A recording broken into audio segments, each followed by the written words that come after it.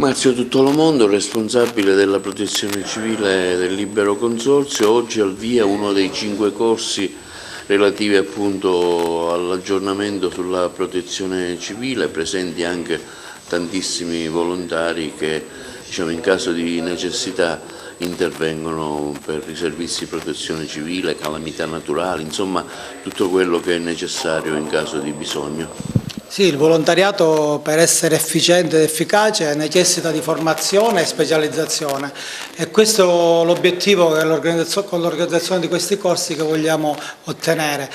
Formeremo 200 volontari con un corso di primo soccorso e corso base di protezione civile. Specializzeremo 100 volontari con segreteria di emergenza, operatore sala radio e segnaletica di emergenza.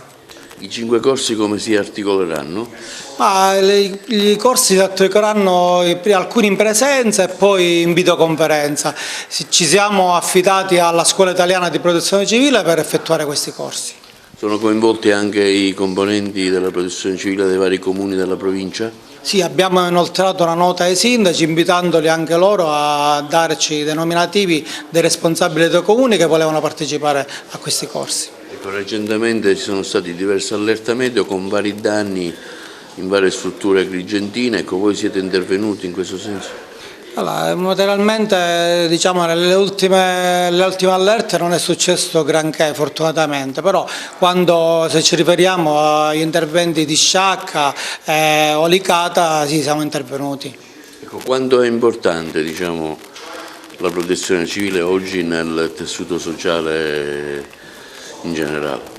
Ma io penso che una cultura di protezione civile è importantissima. Oggi stiamo vedendo quello che accade quando ci sono queste emergenze, quindi Ischia è l'ultimo caso che ci fa riflettere purtroppo su quello che l'uomo ha fatto e che non ha rispettato le regole. Ecco, intanto come valuta questi corsi di aggiornamento che la provincia terrà? Sono 5 in particolare.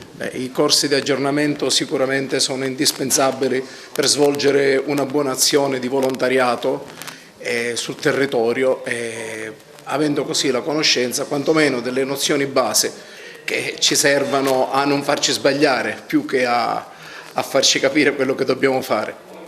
Voi come siete strutturati all'interno della vostra associazione Giubbe Verdi di Castrofilippo?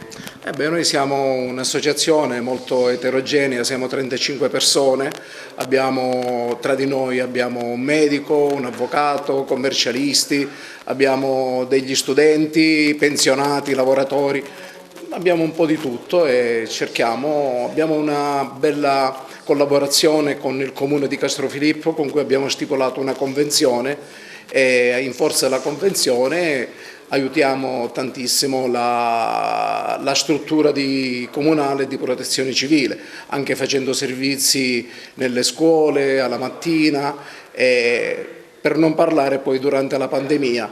Praticamente siamo stati indispensabili perché non per falsa modestia, ma siamo stati forse una delle poche associazioni che eravamo costantemente presenti sul territorio, recapitando a casa delle persone, delle famiglie che erano in isolamento domiciliare e abbiamo portato medicinali, spesa e tutto quanto serviva perché vi erano famiglie intere, noi lo sappiamo, ci sono state famiglie intere a cui era proibito uscire anche perché non stavano bene. Ma siete un punto di riferimento voi, non solo a Castrofilippo ma anche quando c'è bisogno, quando c'è necessità, quando c'è allerta meteo, insomma quando succede qualche catastrofe.